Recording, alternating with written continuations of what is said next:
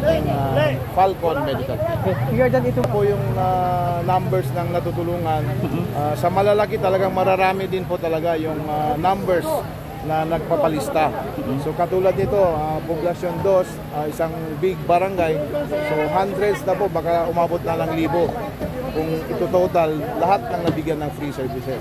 And then, ginanap na rin po natin yung parapol ng motorsiklong pangkabuhayan na handog din po ng ating mahal na Governor, Dato Suharto Teng Mangupidato, at ang kanyang Vice Governor na si Bay Aini Sinswat.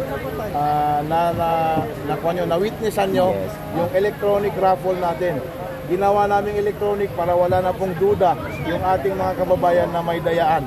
So kanina electronic, ayun po, may nanalo na pong lucky winner dito sa Poblacion 2. Actually yung ibang barangays napa-electronic raffle na rin natin, including Bongo Island. Wow. Ito ang talagang pinapasalamatan natin yung grupo ng medical team ng Falcon.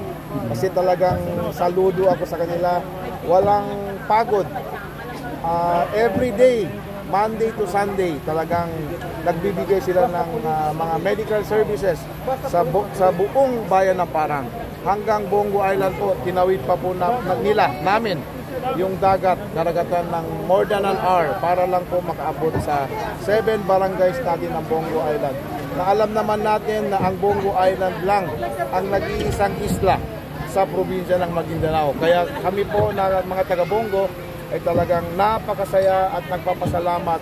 Siyempre, wala na pong iba kundi sa ating incoming first magiging elected provincial governor ng probinsya ng Maguindanao del Norte. Wala na pong iba ang ating mahal na governor, Governor Dato Suharto Teng Mangupidato, at ang kanyang partner, ang incumbent Vice Governor Bay Aini Sinswat.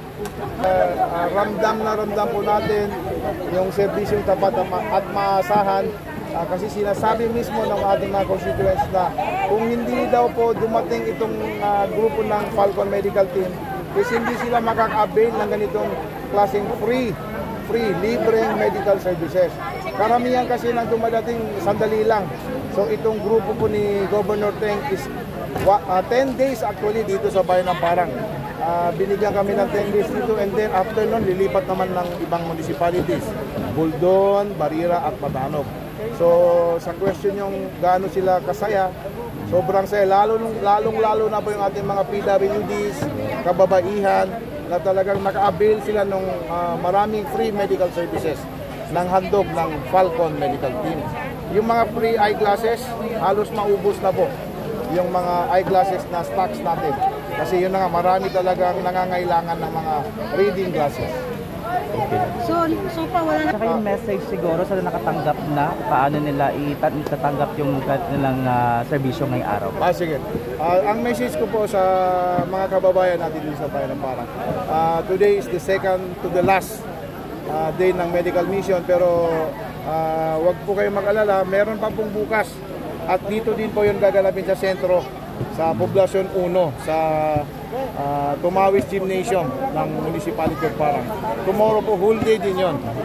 So yung mga hindi gustong humabol, na hindi nakahabol today, pwedeng mag-proceed na lang tomorrow. Kasi whole day din po ang Falcon Medical Team. Tuloy-tuloy yung pagbibigay ng free medical services. Marami pong klase, yung dental, sa eye examination, basta marami, lahat ng klaseng check-up meron. So inaasahan po natin ng mga bisita bukas, Vice? Tomorrow naman yung Poblacion 2, kasing laki din yun ng Poblacion 2. Poblacion 1 yung tomorrow, ngayon 2. At least parang same size lang yan ng Poblacion 2. So marami din po yung expected natin tomorrow. So inaasahan